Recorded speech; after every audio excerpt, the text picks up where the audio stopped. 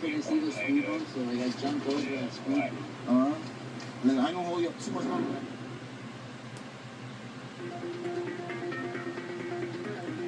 As attacking Barr, it was because of the Afghani immigrants that were unvetted that he led into our country that caused that tragedy over Thanksgiving.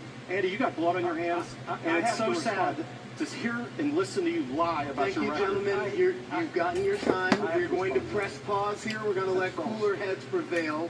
And right in the middle is Daniel Cameron. All three candidates stood for one thing collectively: President Donald Trump. Daniel Cameron was endorsed by the president when he ran for Attorney General and when he ran and lost the governor's race to Andy Beshear.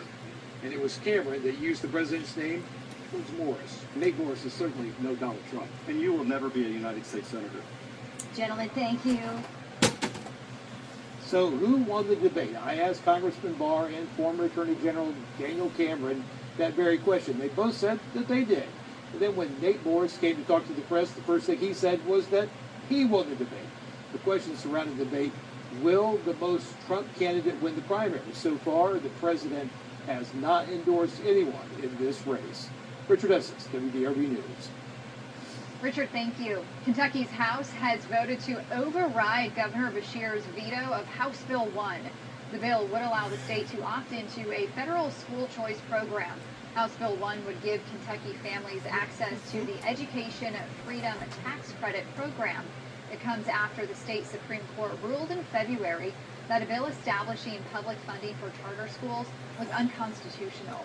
In 2024, Kentucky voters rejected a ballot measure that would have allowed state lawmakers to allocate public tax dollars to support students attending private or charter schools. The Senate will now vote on overriding that veto as well. Mark Weinberg's WDRB weather forecast has the seal of approval from the American Meteorological Society. Between today and yesterday, we had the absolute full range of Kentucky weather. 4 seasons, 12 hours. We had severe weather last night, and within 4 hours there was snow falling in parts of the area. That is wild stuff. So what we have right now is it is way colder outside. There are some lighter snow showers, but here's the thing: you can actually get a little bit more impact now with these lighter snow showers because we have cooled. The sun has set. So our pavement now can get a little bit colder. What you're going to see here is there's a gap that's developed near Louisville. See near central Illinois, there's another area. Data does suggest that's going to get back in here. We talked about what's called a flash freeze. Now you're like, Mark, why would we talk about that? The pavement's dry. You got it. There really is no reason to talk about that, but it does apply to the concept that you're going to be able to freeze on contact if you get some light snow showers once we hit around 25 degrees. Dew point's still pretty low. We've got a west-northwest wind at 16. I don't know how to say this other than it is seriously cold outside for March versus what we saw yesterday. A wind chill of 16 degrees is tough. Went to dinner, walking from the car inside was not enjoyable. So this is, and you can see by my feet the time here, this is 11 p.m. Advanced track is not showing much, but you can see around 3 a.m. what is in central Illinois moves across our area. And yeah, those temperatures are near or below 25. So what this means is this could cause some slick spots in the morning, and in particular on on-ramps, off-ramps, elevated surfaces, those types of things. Hard freeze at 3 a.m., and we're looking at a 7 a.m. temperature coming in at around 20 degrees. Light snow is going to be in play tomorrow night, and I'll spend some time on that in 10 minutes. Thanks, Mark. When the National Weather Service issued a tornado warning for Shelby and Adair counties last night, these sirens were silent. WDRB's Dalton Godby found out what happened and why it serves as an important reminder. In Shelby County, a radio signal from dispatch triggers these warning sirens across the county. On Sunday, the signal didn't transmit correctly. The sirens never activated. I've got a siren across the road from my house, and there was no notification. And it was a gut punch for me. They found out that it was sending a digital signal versus an analog signal to all of our sirens, and basically, in a nutshell, it didn't know what to do. Shelby County Emergency Management had crews working to fix the issue and retest the sirens on Monday so it doesn't happen again. And in Adair County, sirens were silent due to a hardware failure at the tower site that supports the county's outdoor warning system. The failures serving as a reminder to have multiple ways to get weather alerts. In this day and age of electronics and digital age and everything, failures happen. And unfortunately, it just happened that night.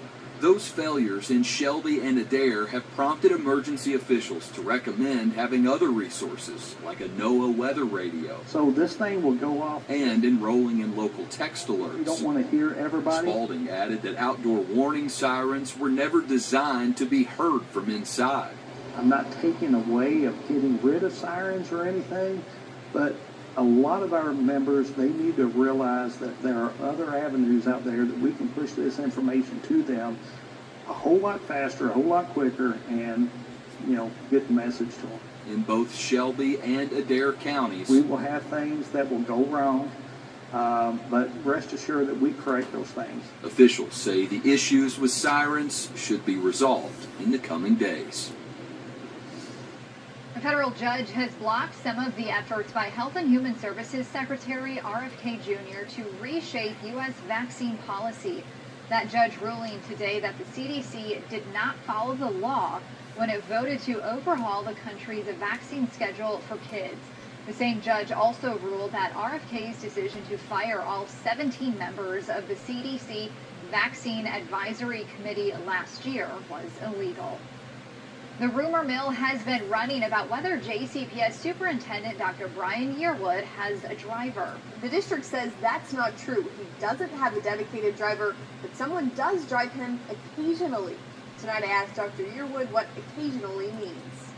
Occasionally, if I am going to a meeting where there's parking issues or something like that, then yes, someone will take me there. But as far as a driver bringing me to work, from work, and moving around, no, there's nothing like that. The person who drives him has the title driver/courier and makes more than $60,000 a year. That is an individual that works for the district, and he basically has done this for multiple superintendents over the years. So, that was something that I guess, was a natural part of me being able to navigate Louisville, being new to Louisville, making sure that, again, I can get to meetings in a timely manner. In Dr. Yearwood's contract to be superintendent of JCPS, he was also given a monthly car stipend of $750 per month. That's on top of his more than $350,000 a year salary. That's $1,346 per day.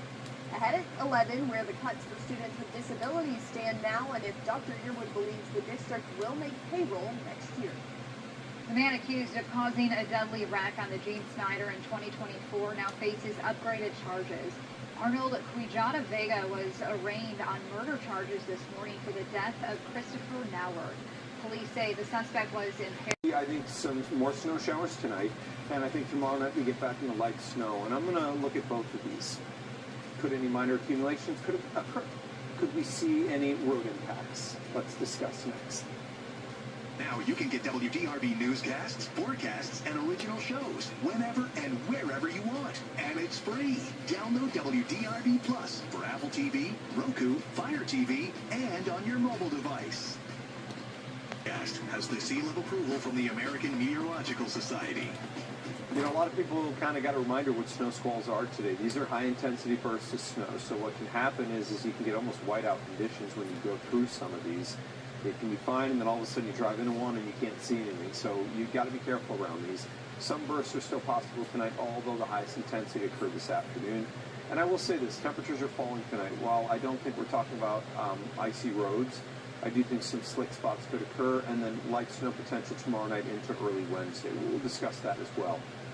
I do want to mention the National Weather Service, when this day began, set out to do 3 tornado surveys.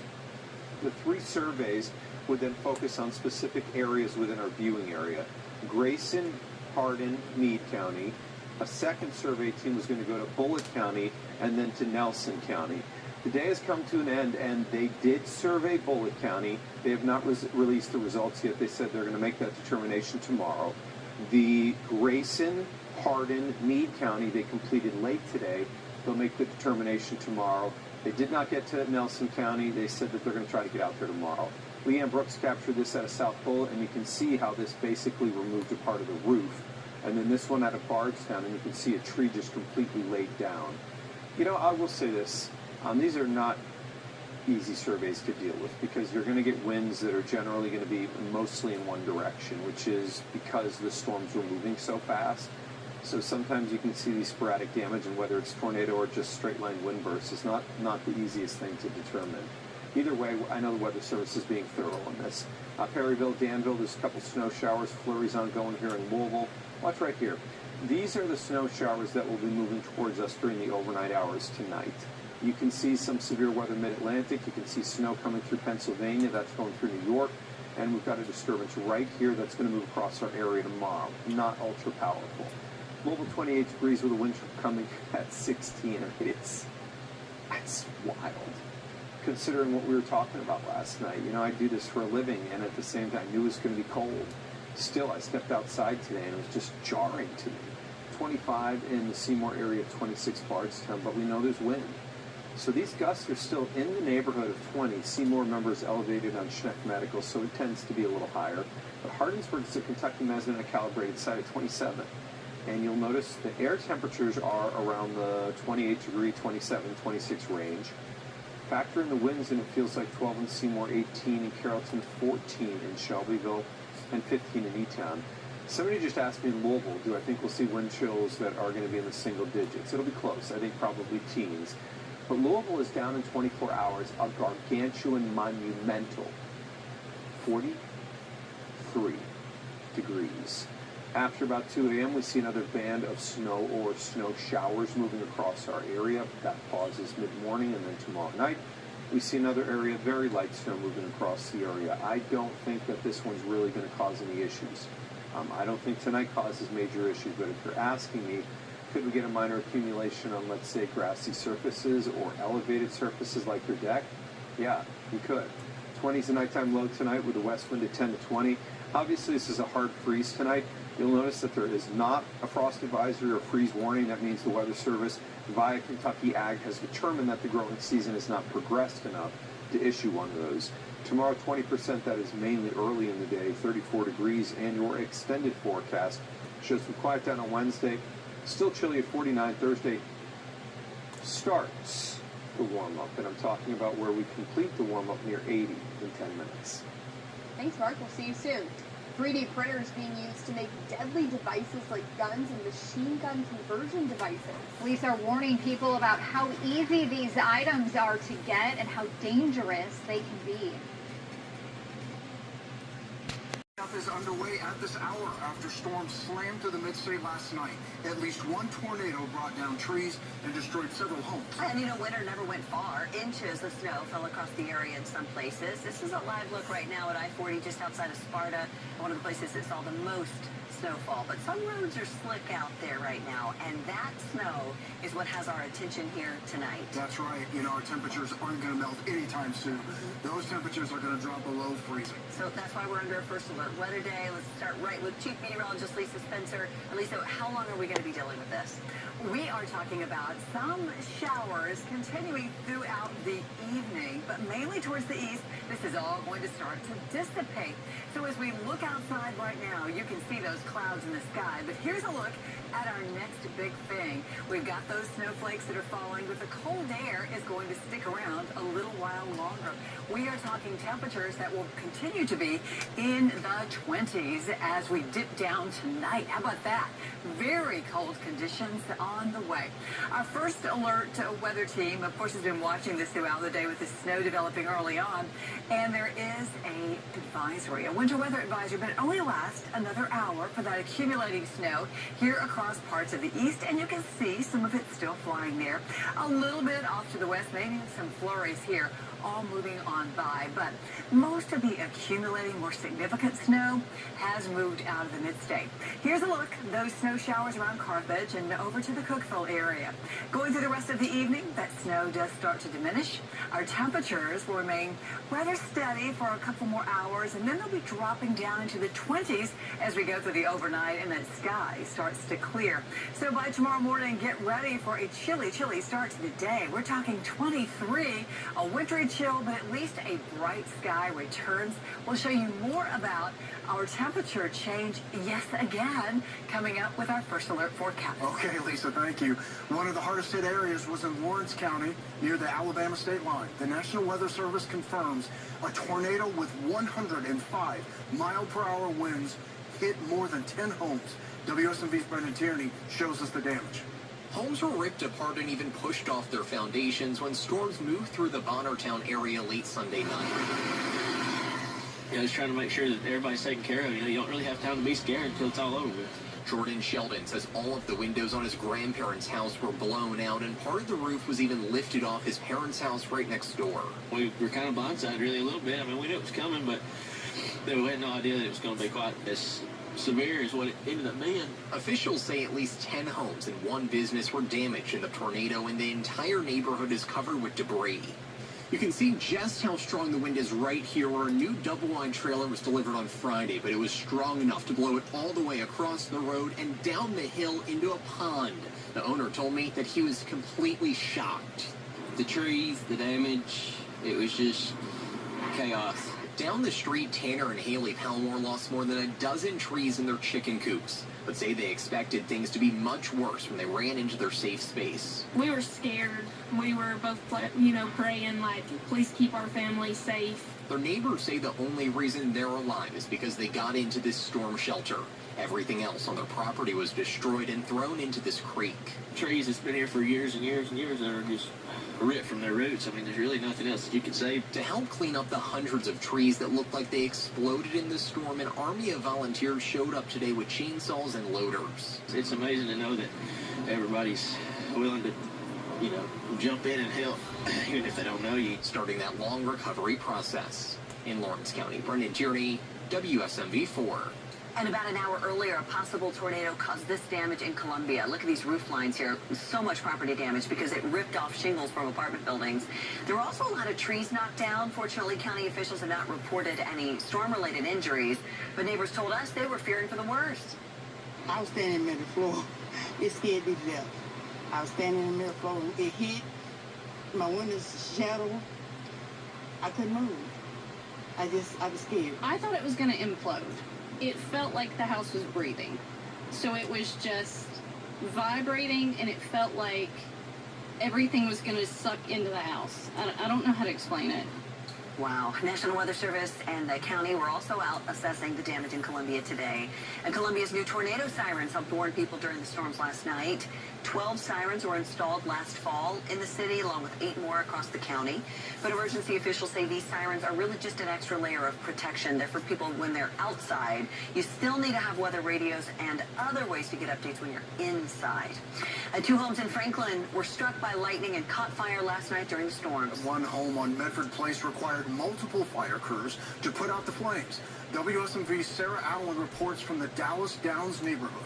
And we heard several very close lightning strikes, and the first one that hit, actually we thought, oh my gosh, it probably was right within a few houses of where we were, and it turned out probably to be this one here. John Rosella lives just a couple streets over from Medford Place, which looked like this Sunday night. Significant, a little more sunshine, so it should feel at least a little bit better. But before we get to tomorrow afternoon, we have the next big change, and that is a hard freeze that will set in for many hours tonight. So if you have sensitive plants, things that are popping up out of the ground, you have some sheets, and you're concerned about them maybe getting taken out tonight. Some of the daffodils, that sort of thing, could get some significant damage, if not burned completely tonight. You want to protect those before going to bed tonight. Do it very quickly because temperatures are stepping back toward freezing. First thing tomorrow morning, lower to middle 20s, 23 Nashville, 21 Murray and Paris. Outdoors right now, we have breaking clouds. Your current temperature, if you haven't been outdoors today, look at this. Below freezing now, again with some snow on the Cumberland Plateau. We'll talk more about the snow in a recap mode and talk about another snow opportunity for some in just a moment or two. Lauren? Okay, thank you. Recovery is underway across the mid-state after storms rolled through our area. One of the places that was hit the hardest was Columbia. Our Jordan James reports from there tonight. Mother Nature took a direct aim at Columbia, leaving trees down and roots ripped off buildings like this one, leaving parts of the community left to recover. With sounds of chainsaws filling the air. It's overwhelming. I don't know where to start. Neighbors are reminiscing on a different sound they heard and experienced. It sounded like a roaring lion. Roar, just going. It was bad. A radar indicated tornado touched down Sunday night, causing trees to snap and roofs to be blown off. Among the most extensive damage is at Columbia Hill Apartments, where Deborah Hill lives. I was standing in the middle floor. It hit my windows shadow. I couldn't move. I was scared. I felt the worst. I thought I couldn't leave him. It was bad. Feet away from the complex in a nearby neighborhood, Crystal Way's window is shattered and carport destroyed after winds picked up. The windows, the door, everything was vibrating. It was howling. I can't even describe it. We heard the glass shatter, and it was over quick. Despite damage being reported, county officials say there are no storm-related injuries or deaths. As recovery continues, an entire community is grateful it was not worse. I'm just glad everybody's okay, and to take it serious, because I'm from here, I don't always take it serious, so take it serious. Reporting in Columbia, Jordan James, WSMV4. A partial government shutdown is stretching on for a fourth week in Washington. So far, more than 300 TSA agents have just outright quit their jobs. Transportation Secretary Sean Duffy said the number of TSA callouts have more than... The temperature change between yesterday and today is remarkable, and this really summarizes that. This is the 24-hour drop in temperature. So we're 41 degrees colder right now. This time, this minute, than we were this time or this hour yesterday. Unbelievable. 41 degrees colder right now in Lafayette, 38 degrees colder in Parsons. Cold enough for flurries and snow showers to move on through. I think the chill lingers into tomorrow. A hard freeze tonight down at 23. This evening, temperatures tumbling back into the 20s. And then temperatures are off to the races. Notice feeling like spring for the first day of spring Friday. 77, lower 80s expected over the weekend. Lauren? Okay, thank you. Costco safety alert tonight. Coming up, why a pre-made meatloaf and mashed potato meal kit is being pulled right now, and how to get your money back if it's in your fridge. It's a best warranty in the industry. Snow for many of you today. Accumulating snow on the Cumberland Plateau. This is in Monterey at Cumberland Cove. It snowed all day. It's still likely flurrying. Thank you, Luann, for submitting that picture. You can submit your pictures and videos anytime via the WSMV4 weather app. Notice the jump. We actually go to Friday here, and so partly cloudy, much warmer, 77. Notice as we preview the weekend, I think it's just a light southwesterly breeze Saturday, but getting more strong on Sunday in advance of our next cold front. That comes through as we get to Sunday night, but right now it just looks to bring a few showers and thunder showers on Sunday evening. Lauren? All right, thank you, sir. Check your fridge. We've got a safety alert from Costco. If you're buying some of those easy pre-made meals, it's specifically the meatloaf and potato meal kit. This could have salmonella. You cannot eat this. The recall is specifically for this meal. Other states saw a bit of everything like us. Storms last night and then snow today. Some flights were canceled up north where the bulk of that snow fell. Now, we saw flurries this afternoon here in the mid-state, but in other places, they got up to 3 inches of snow.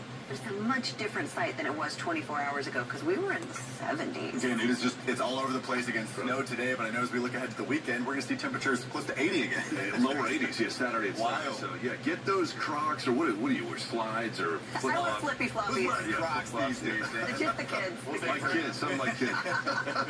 Funny guy. Yeah, no. That type of weather this weekend, we have just the warmth coming on back, but a tornado EF1 105-mile-an-hour wind did hit Bonnertown down in Lawrence County. That's right by the county line overnight. 400 yards wide, so that's 1,200 feet wide, or about a quarter of a mile. Notice the path track there, 14.5 miles. So it was a long track type of thing there in that part of the area, and it caused quite a bit of damage and some suspect damage taking place in Murray County and Columbia as well.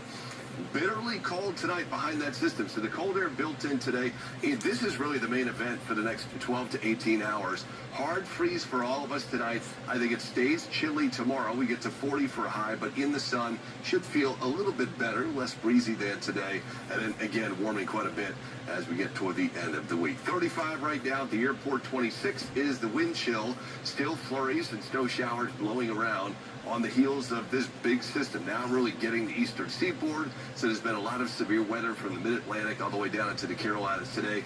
Most of that is out to sea, but notice it's being chased by that snow in western Pennsylvania. So it's a monster March storm behind that. Sunshine takes over by tomorrow afternoon. For some of you, even by tomorrow morning. Here is 7 o'clock tonight. 10 o'clock tonight, still a couple of flurries. And it could be a flurry on the Cumberland Plateau tomorrow. The chance of that is lower. And then decreasing clouds tomorrow afternoon. Here comes another system tomorrow night that will shake loose a few more flurries and snow showers. So early Wednesday, you might see a couple of flurries out there, especially northeast of Nashville. And then Wednesday afternoon, we are warming and we are turning much more sunny. So increasing sunshine tomorrow, especially later in the day. Just the same on Wednesday, but much warmer on Wednesday. 30 the low and 59 for the high after 23 and 40. And I notice about 40 and 70 on Thursday, so we're transitioning warmer. Very warm for the first day of spring. And I notice lower 80s over the weekend, both Saturday and Sunday. A little cool down after some showers and thunder showers Sunday night into early Monday. Chris? All right, Dan, for the second straight year, the Vandy men's basketball team is NCAA tournament bound. This time, they're headed to Oklahoma City. The Commodores will play Thursday afternoon against McNeese State. Now, Vandy's a 5 seed in this tournament, so essentially, with 4 different quadrants, what that means is they're the 20th to 25th highest-ranked team in the field. Now, there was some talk after Vanderbilt's 2 wins in the SEC tournament that they should have been slotted higher than that. Here's what the Doors said after seeing their bracket placement. These numbers. Now at 10, Kentucky native was killed over the weekend supporting Operation Epic Fury in the Middle East. How she's being remembered in her hometown of Bardstown. Plus, severe weather rolls through the Commonwealth, sending people to cover. What emergency officials want you to know before the next round of dangerous weather hits the state. Well, the good news is we're not tracking any severe weather in that extended outlook for right now, but there are some changes that we are tracking. I will let you know what you'd expect coming up. Local, first, now. We bring you WBKO News at 10.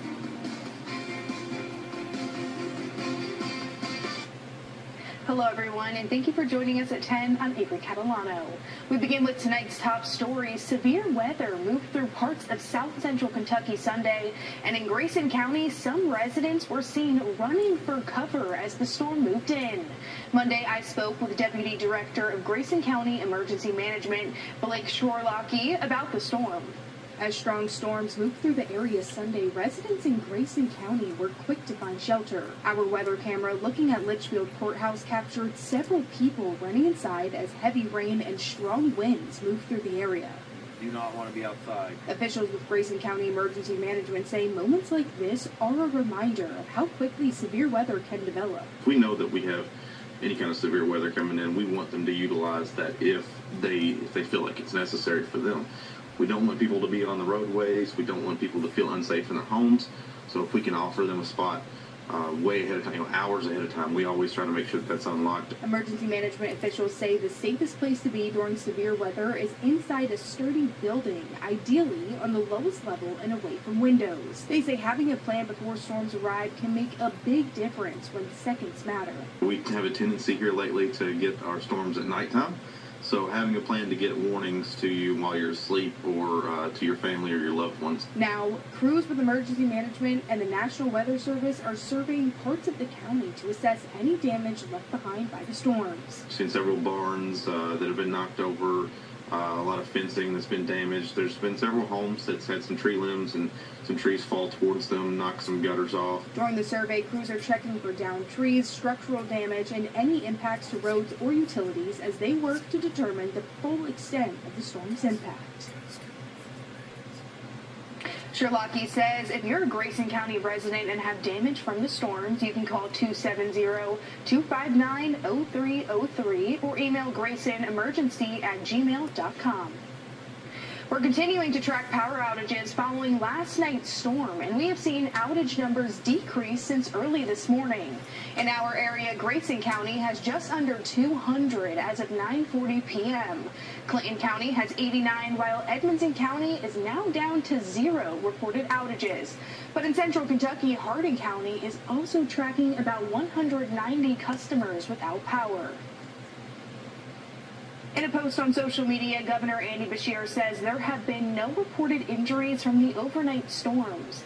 Beshear says there is structural damage across the state, and emergency crews are assessing that damage. Beshear concluded the social media post by thanking everybody who took safety precautions. So live look in Russellville this evening, a quiet evening there on downtown Russellville. It is a beautiful evening and, like I said, pretty quiet weather-wise. A few more passing flurries want to sneak in into parts of Hopkins and Muhlenberg County, even towards parts of McLean County.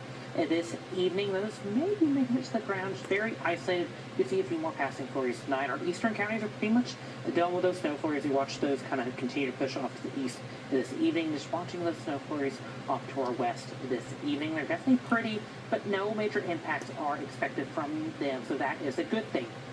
Our high temperature today in Bowling Green Airport was 50 degrees, and you look at that and you're like, 50 degrees? Ain't no way it was 50 degrees outside. Well, we reached that high actually right about 1 a.m. this morning. So this almanac takes into account for basically 12 a.m. all the way up until 11:59 p.m. So it took that into account of that 1 a.m. high. So very cold day as we continue to come on down with those temperatures across the Mid-South continue to be pretty frigid.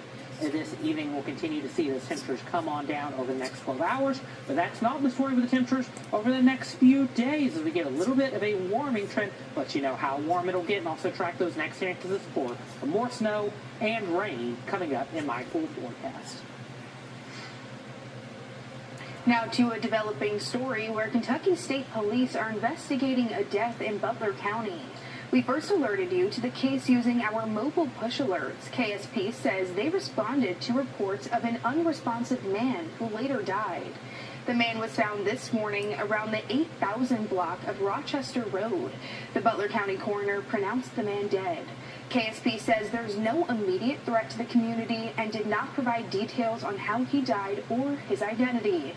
We'll continue to follow this story and bring you updates as we learn more information. New at 10, election season is underway, including the race for the U.S. Senate, as Senator Mitch McConnell will not seek re-election. Earlier tonight, 3 of the Republican candidates took center stage in Louisville to participate in the first Senate debate. Here's what each candidate's message was to the voters. President Trump showed us that we need outsiders. We need business people. We need people that are willing to take on the swamp with everything that they've got. That's why I'm in this race. That's why I'm running. That's why I'm here to fight. As the next U.S. Senator from Kentucky, I will fight for them. Look, I've been asked a long time, are you like a Mitch McConnell Republican or Rand Paul Republican? I am neither. I am an Andy Barr Republican, and I will fight for Kentucky through and through. And when it comes to talking about who I'm going to be more like, not Senator Paul, not Mitch McConnell, I'm going to be Daniel Cameron. And what that means is standing up for your constitutional rights and the common sense values of the men, women, and children of our 120 counties. And I'm committed on day one to ensuring that your interests are heard in Washington as opposed to the special interests that always have the ear of other senators in Washington, D.C. The state's primaries will be held May 19th, followed by the general election November 3rd. Now to continuing coverage, 34-year-old Air Force Technical Sergeant Ashley Pruitt is being remembered in her hometown of Bardstown as someone who was compassionate and selfless. Pruitt was supporting the war in Iran when she was killed in the crash of an Air Force refueling plane in Iraq. Publica reached out to Freeport-McMoRan and Rio Tinto, the majority owner of Resolution Copper, and representatives for J.R. Simplot and Stan Kroenke, and none responded to comment for this story. Coming up, overnight storms left their mark in parts of Kentucky. Some safety tips the National Weather Service is sharing for anyone cleaning up across the state. More changes are in the forecast. I am tracking everything that you need to know. I'll have those details for you coming up after the break.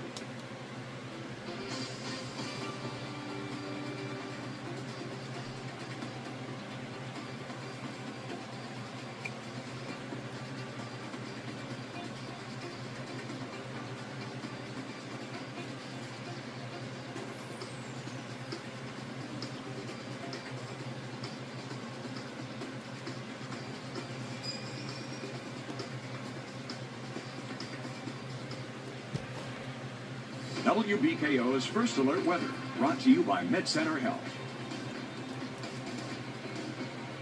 It's a live look out in Glasgow, Barron County this evening, the beautiful Barron County Square. I love seeing the Barron County Square. It's a beautiful square. It's beautifully steep down there as well. So using a AAA assistance camera, a very quiet evening in Glasgow this evening. Still a very cold evening. Looking at a hard freeze expected tonight, so be sure to bundle up those outdoor plants and take care of those outdoor animals as well. Please make sure they have a way to stay warm tonight, as it'll be very, very frigid. 30 degrees here in Bowling Green, 28 in Russellville, 28 up in Munfordville, 28 in Columbia, and 30 over in Burkesville. Upper 20s to those low 30s for all of us across South Central Kentucky this evening, and that is a lot colder than what we were this time yesterday.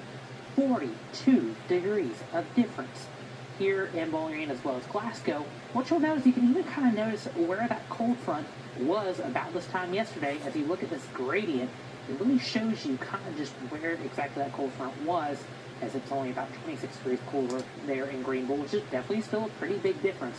But looking at these numbers that are over 40 degrees in difference, it shows you how potent this cold front was. It packed a punch yesterday. Some snow showers continuing off to our west this evening. Those are touching in the parts of Butler County, even hitting in parts of Warren County this evening. Some of these will just be light, and they will continue throughout the overnight as well. Some more passing flurries possible early Tuesday morning. Those will clear out. We get to see some sunshine by Tuesday afternoon. Still going to be pretty cold for your Tuesday. Clouds move back in for your Wednesday. Another round of seeing a few passing flurries Wednesday morning, maybe in the parts of Wednesday afternoon as well. So another little system treks its way on through, and those will clear out, and we really start that warming trend by Wednesday. Again, another chance of rain for your Thursday. Just a very isolated chance for Thursday, though, as those will also clear out. Like I said, we really continue on that warming trend by Wednesday. Cold for that St. Patrick's Day holiday tomorrow. Then we're back up to near 80 degrees by the weekend. Again, that 80-degree mark by next Monday. So we really continue on a warming trend. And it looks like that warming trend will continue as we look at that extended temperature outlook. We remain above normal with the temperatures going through March 24th through the 30s, taking us almost to the end of March. We continue to see those warm conditions. Tonight, hard freeze expected. So like I said, bundle up those outdoor plants and take care of those outdoor animals this evening if you can. Maybe bring them inside. It's going to be a very frigid, cold night. Overnight lows in the 20s. Some spots could get into the teens. Looking ahead to tomorrow, don't forget the St. Patrick's Day holiday. Have that green ready to go if you don't already have it. Highs are going to be in those mid to upper 30s. Sunrise just before that 7 a.m. hour. So wear that green so you do not get pinched tomorrow. Be sure to have that out for those contractors working tomorrow. Chilly start, giving you the kind of yellow arrow just because it is very, very cold, and then warming up by the afternoon. You can see some much needed sunshine as we look for those next 7 days. Semi-active pattern, but we do continue on a warming trend, already back up to the 80-degree mark by next Monday, so the cold air is not going to last for too long. Thank you, Jonathan. And we are seeing some images of damage from the storm overnight. This was taken in Litchfield, Kentucky. Siding on a bank was ripped off the building. The National Weather Service advises you to keep some things in mind when you go to clean up the damage near you. That includes wearing boots and gloves that can protect you from sharp objects, including nails and broken glass. It's also important to make sure you are safely using chainsaws or other power tools.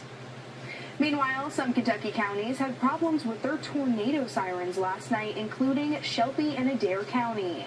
According to Shelby County Emergency Management, there was an interference issue between the public safety radio and the sirens. It caused some to not send out alerts. Right now, emergency officials say they figured out what was causing the glitch, and they're working to make sure that all sirens are in working order.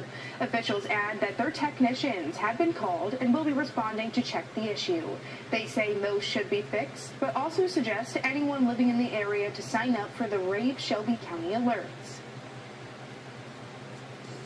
With the NCAA tournament just days away, both U of L and UK are getting set for the big dance. We'll show you how next in sports. G. Burke.